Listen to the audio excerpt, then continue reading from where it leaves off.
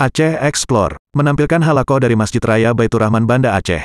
Subscribe, komen, like, dan share. وأشهد أن سيدنا محمدا سيد الأنبياء والمرسلين وعلى آله وأصحابه أجمعين.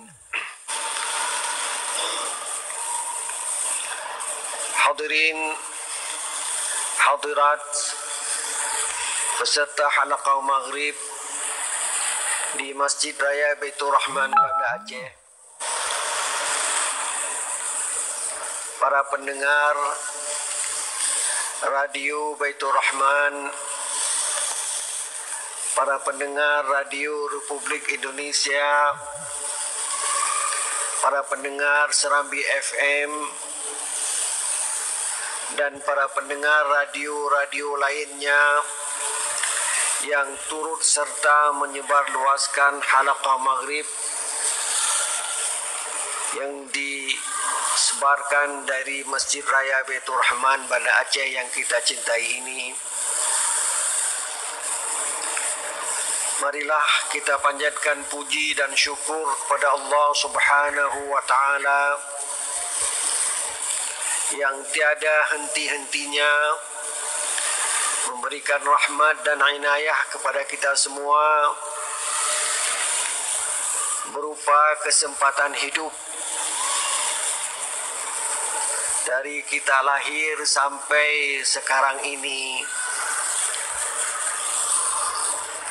Kesehatan yang diberikan kepada kita sangatlah berharga jika dibandingkan dengan saudara-saudara kita yang sedang diopname di rumah-rumah sakit.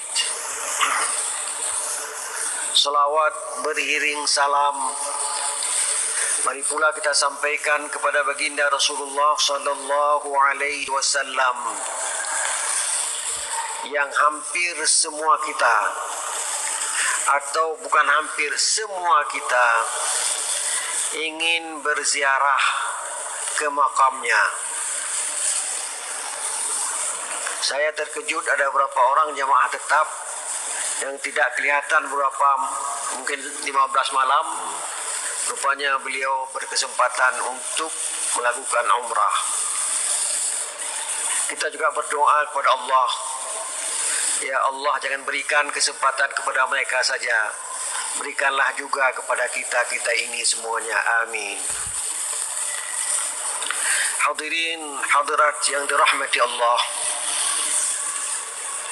salah satu kebiasaan orang Aceh melakukan peringatan Maulid Nabi besar Muhammad sallallahu alaihi wasallam sampai beberapa bulan. Banyak ceramah-ceramah agama yang kita dengar. Di antaranya adalah agama yang dibawa oleh Nabi Muhammad sallallahu alaihi wasallam bukan untuk orang Arab saja. Agama yang dibawa oleh Nabi besar Muhammad sallallahu alaihi wasallam untuk seluruh umat manusia. Kalau kita tanya kepada orang yang baru pulang umrah, mereka akan melihat berbagai bangsa, berbagai bentuk kulit, berbagai warna kulit, berbagai bentuk tubuh ada di Masjidil Haram. Ada orang yang ganteng sekali, mungkin berasal dari bangsa-bangsa tertentu. Ada juga orang yang hitam pekat. Itu adalah hamba Allah, ciptaan Allah. Tidak ada beda yang ganteng dengan yang hitam pekat. Mereka insya Allah akan menjadi penghuni syurga. Kalau agama Islam untuk orang Arab, tentu di saat diwajibkan berwudu dengan air dulu, bukan sekarang. Itu susah sekali mendapat air dulu. Berbeda dengan sekarang ini, karena negara kaya, sudah ada keran air di mana-mana, kita mudah memperolehnya. Tapi dulu di saat Rasulullah Shallallahu Alaihi Wasallam dinobatkan, diangkat menjadi Rasul, setiap orang yang melakukan salat harus suci dari najis. Caranya pakai air. Kita pergi ke toilet pakai air. Dulu susah sekali air. Berbeda dengan kita di Aceh ini, mudah sekali kita memperoleh air. Bahkan di kampung saya, dulu tahun 70-an, setiap tahun itu ada banjir. Ada banjir. Terus harus ada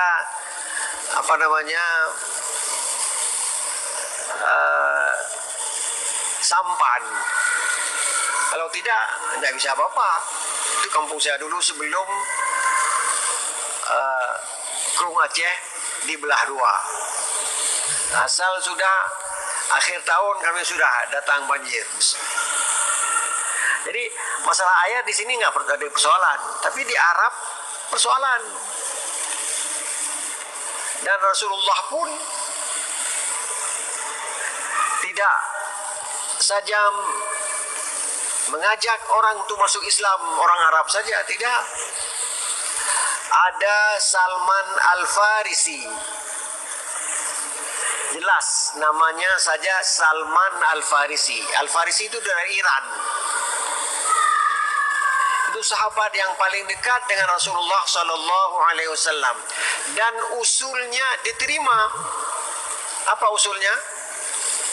Di saat perang Khandaq, semua kabilah mengepung Madinah. Apa usul Salman?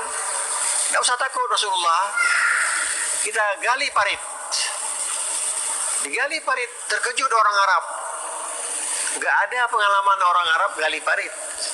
Yang ada di Persia sana. Ada lagi Suhaib Ar-Rumi dari Romawi, juga sahabat dekat Rasulullah Sallallahu Alaihi Wasallam. Ada Bilal, bukanlah sahabat dekat, tapi muazzin Rasulullah Sallallahu Alaihi Wasallam. Suaranya merdu, dan orang begitu mendengar suara Bilal, mereka tertarik untuk melaksanakan sholat segera. Pernah seorang penceramah menceritakan kepada kita, di saat Rasulullah sudah meninggal lama dan Bilal masih hidup, diperintahkan untuk azan. Begitu dia azan, semua orang menangis, seolah-olah ada baginda Rasulullah Sallallahu Alaihi Wasallam. Bentuk tubuhnya hitam pekat, jadi hitam putih tidak ada beda, semuanya menjadi penghuni syurga Allah Subhanahu wa Ta'ala. Hadirin hadirat berbahagia, sambil kita duduk beriktikaf, sambil kita menunggu tibanya waktu Isya, marilah kita bacakan beberapa potong ayat suci Al-Quranul Karim yang pada malam ini telah sampai kepada ayat 96 dari surat Hud yang berbunyi, A'udzu billahi minasyaitonir rajim. Walaqad arsalna Musa biayatina wa sultanim mubin. Dan sesungguhnya kami telah mengutuskan Nabi Musa membawa tanda-tanda kebesaran kami dan kekuatan yang nyata. Dalam surat Hud ini banyak cerita. Cerita dimulai dengan Nabi Nuh alaihi salam pada ayat 25. Sekarang sudah ayat 96. Mulai dari ayat 25 sudah diceritakan tentang Nabi Nuh alaihi salam. Bagaimana dia berdakwah dan kaumnya yang keras kepala. Bahkan anaknya sendiri tenggelam dalam banjir besar itu. Kemudian cerita tentang Nabi Hud. Surat Hud cerita tentang Nabi Hud. Cerita tentang Nabi Saleh. Cerita tentang Nabi Lut. Cerita tentang Nabi Shu'aib. Tempatnya berbeda-beda. Kalau Nuh berada di Irak. Kalau Hud di Hadramaut. Kalau Nabi Ibrahim itu di Syam. Kalau Lut di Yordania, di Sodom. Kalau Shu'aib di Madian, jalan menuju Syam. Kalau Musa di Mesir. Di cerita kita dimulai di Irak, sekarang sudah berpindah ke Mesir. Semua cerita itu menjadi ibarat kepada kita, menjadi pelajaran kepada kita. Bagaimana akibat yang diterima oleh orang yang tidak mau menerima wahyu Allah Subhanahu wa ta'ala. Cerita itu hampir sama. Mereka semuanya mendapat azab Allah Subhanahu wa ta'ala di dunia ini. Misalnya, kalau Nabi Nuh dengan air bah. Kalau Nabi Hud dengan angin kencang. Kalau Nabi Saleh dengan suara keras. Kalau Nabi Ibrahim tidak dijelaskan di sini, hanya sebagai pengantar untuk pindah ke Nabi Lut. Kalau Nabi Lut dengan hujan batu. Kalau Nabi Shu'aib dengan suara mengguntur, suara yang keras. Itu akibat azab bagi mereka yang menantang ajaran Allah Subhanahu wa ta'ala. Cerita itu akan berulang lagi. Kalau kita sekarang juga menentang, kita akan mendapat azab di dunia ini. Apalagi nanti di akhirat, udah pasti menjadi penghuni neraka. Sekarang berpindah kepada Nabi Musa di Mesir. Masyarakatnya beda antara masyarakat di Mesir dengan masyarakat yang ada di Irak, di Hadramaut, di Syam, berbeda. Tapi kalau mereka menentang ajaran Allah, mereka akan mendapat azab. Kita di Aceh ini kalau kita menentang, juga akan datang azab Allah di dunia ini, bukan di akhirat saja. Walaqad arsalna Musa biayatina wa sultanim mubin. Sesungguhnya kami telah utus Musa dengan ayat-ayat kami, dengan mukjizat-mukjizat kami.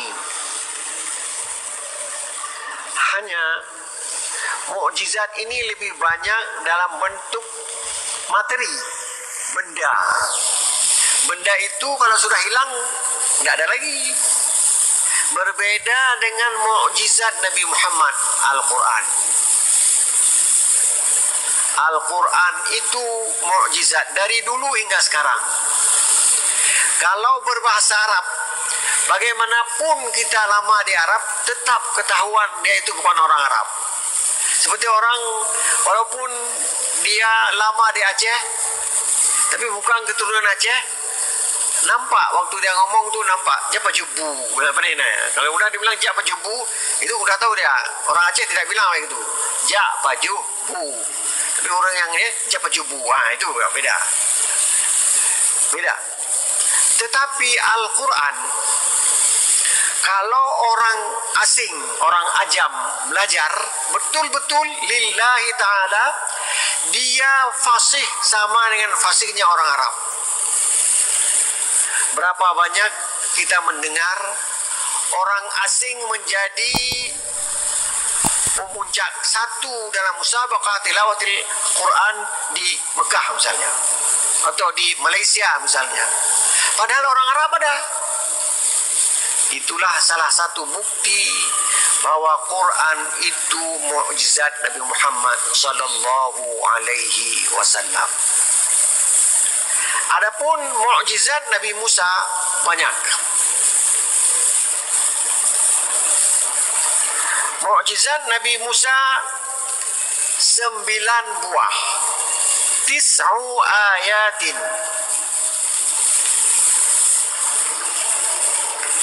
Yang pertama, dalam surat Isra. Ini cerita Nabi Musa ini berserakan. Ada di surat Isra, ada di Qasas, dan ada di Hud, dan ada di surat-surat yang lain. Berbeda dengan cerita Nabi Yusuf. Hanya ada di surat Yusuf, tidak ada di surat lain. Nah, itu bedanya. Cerita Nabi Musa berserakan. Dan Al-Quran itu bukanlah kitab cerita, buku cerita, novel. Tidak.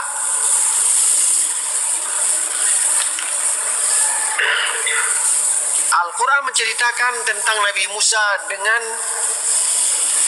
9 buah mukjizat. Dalam surat Isra dimulai.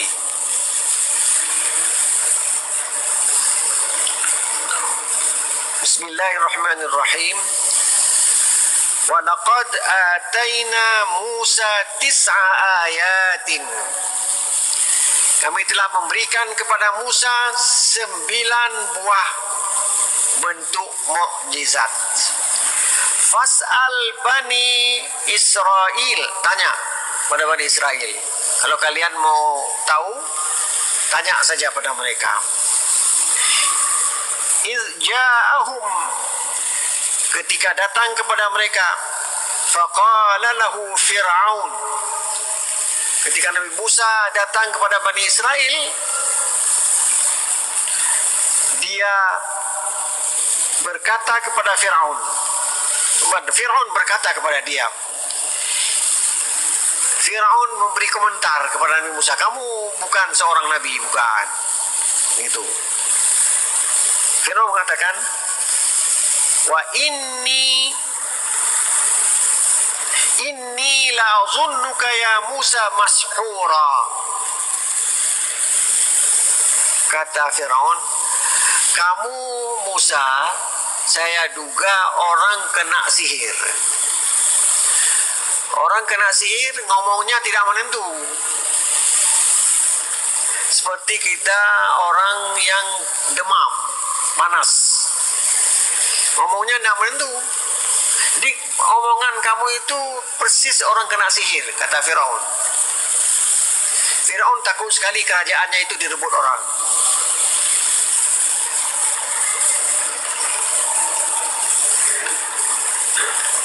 Qala laqad alimta ma anzala haula'i illa rabbus samawati wal ard. Nabi Musa menjawab, engkau mengetahui bahwa mukjizat itu hanya turun dari Tuhan pencipta langit dan bumi ini, bukan dari saya. Saya ini bukan orang kena sihir. Saya ini adalah rasul pada Allah Subhanahu wa taala, membawa agama yang benar dan ada bukti mukjizat. Mukjizat itu hanya datang dari Allah Subhanahu wa taala. Wa inni la'azunnuka ya Fir'aunu masbura. Dijawab oleh Nabi Musa, saya juga menduga engkau wahai Fir'aun termasuk orang yang binasa. Nanti kamu di akhir hidup akan binasa. Fir'aun terkejut. Salah seorang yang pernah dia beri makan di rumahnya, Dia menuduh Fir'aun yang gagah itu akan binasa pada suatu waktu.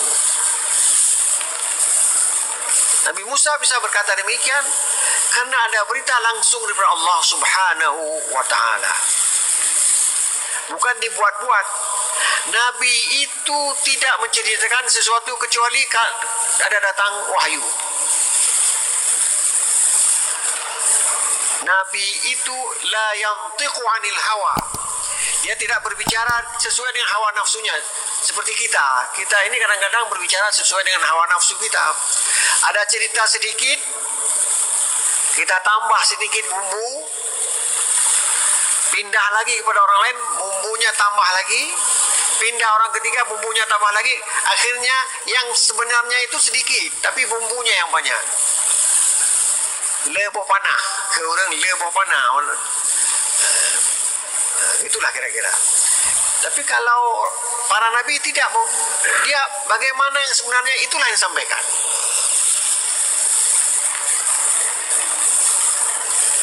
Itu dalam surat Isra ayat 101 102. Dan ayat-ayat atau mukjizat yang 9 buah itu adalah di antaranya asa, tongkat. Tongkat itu menjadi mukjizat. Dan begitu tongkat dijadikan mukjizat, Nabi Musa sendiri takut. Itu pertanda bukan dari dia buat cari-cari tongkat, kemudian macam-macam, akhirnya jadi mukjizat. Tidak, dia datang seketika. Ayat Al-Quran mengatakan demikian. Wa an alqi 'asak. Nabi Musa bawa tongkat di bukit Tursina. Ada suara yang mengatakan lempar tongkat itu. Nabi Musa patuh kepada perintah tersebut dan lempar tongkat itu. Falamma ra'aha tahtazzu, ketika dia lihat tongkat itu sudah bergerak. Tongkat kan tidak bergerak, benda mati. Tiba-tiba dia bergerak. Ka'annaha jan, seolah-olah dia jin. Tergambar dalam pikiran Nabi Musa, ini jin.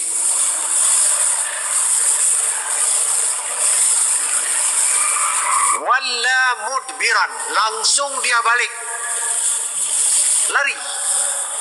Walam yu'aqib, tidak menoleh lagi. Demikian takutnya Nabi Musa kepada tongkatnya sendiri yang sudah berubah menjadi ular. Ini berarti tongkat itu menjadi mukjizat bukan kehendak Nabi Musa, kehendak Allah Subhanahu wa ta'ala. Kalau kehendak dia, mana lari dia? Enggak lari. Ini enggak. Walla mudbiran, langsung dia balik, lari. Walam yu'aqib, tidak menoleh lagi kepada tongkatnya itu. Ya Musa aqbil, kata Allah, Musa balik, menghadap lagi saya, katanya. Aqbil wala takhaf, jangan takut, tidak usah takut. Ini bukti bahwa tongkat itu adalah mukjizat yang datang daripada Allah, bukan datang dari Musa. Innaka minal aminin, engkau aman, engkau selamat, tidak usah takut dari ular itu. Ambil lagi, selesai dia menjadi tongkat lagi. Itu yang pertama. Yang kedua, usluk yadaka fi jaybik, masukkanlah tanganmu ke lehermu dalam baju, masuk ke leher, ke dalam baju, takhruj bayda, dia keluar putih, min ghairi su'in, bukan penyakit. Kalau putih tangan itu ada semacam penyakit, ini enggak, dia keluar putih. Itu tanda mukjizat yang kedua. Wadmum ilaika janahaka minar rahbi, kalau kamu takut, dekaplah tanganmu ke dada. Begitu petunjuk Allah kepada Nabi Musa alaihissalam. Begitu dia menerima mukjizat, dia sendiri takut. Berarti ini adalah sesuatu yang datang daripada Allah Subhanahu wa taala. Ini dapat kita baca dalam surat Qasas ayat 31 sampai dengan 32. Sekarang bagaimana Nabi Musa menggunakan mukjizat itu? Ini tadi cerita dia menerima mukjizat, terkejut dia. Sekarang sesudah menjadi bagian dari hidupnya, bagaimana dia gunakan mukjizat itu?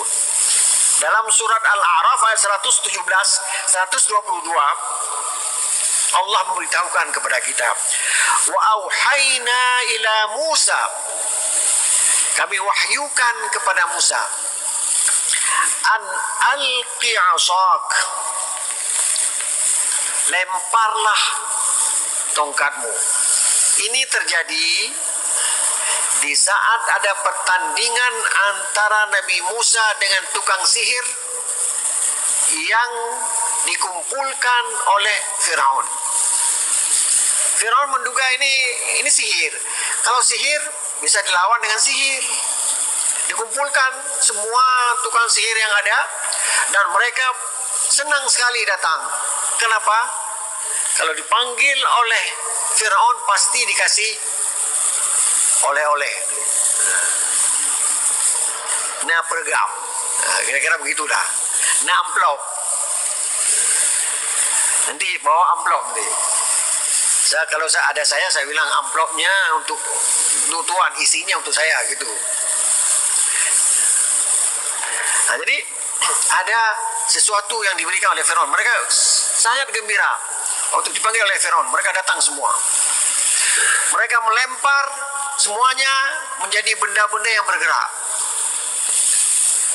Itu sihir. Allah menghayukan kepada Nabi Musa, an alqi asak, lemparlah tongkatmu itu. Fa idza hiya talqafu ma yafikun, tiba-tiba dia menelan semua benda-benda yang dilempar oleh tukang sihir itu.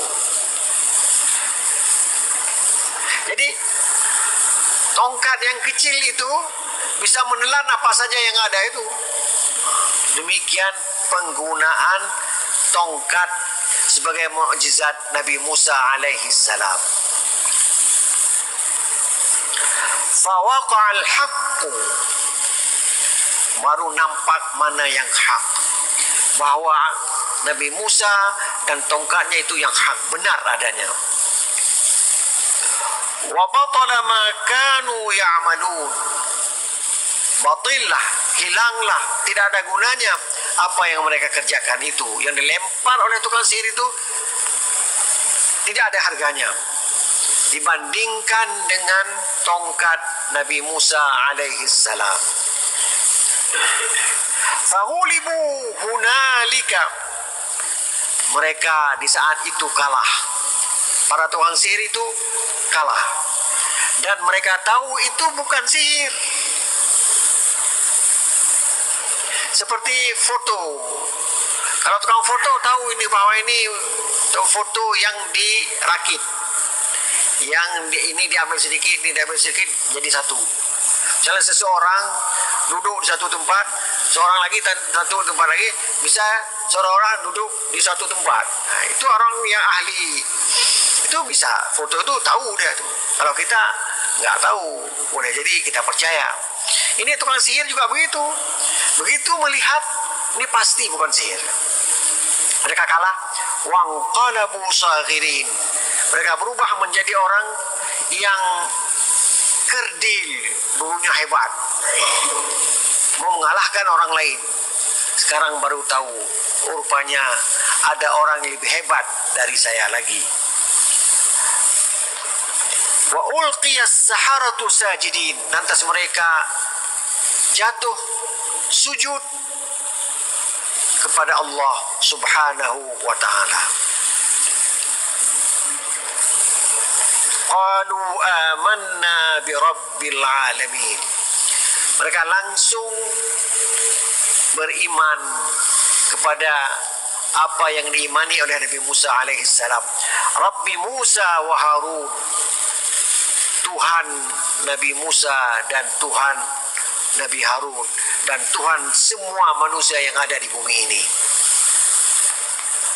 Jadi yang ingin saya katakan adalah tongkat itu semula ditakuti oleh Nabi Musa ketika berubah menjadi ular.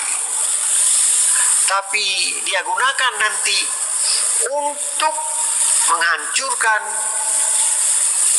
apa yang dibuat oleh tukang-tukang sihir Firaun. Itu yang kedua. Selanjutnya, mukjizat Nabi Musa adalah fa'arsalna alaihim at-tufan.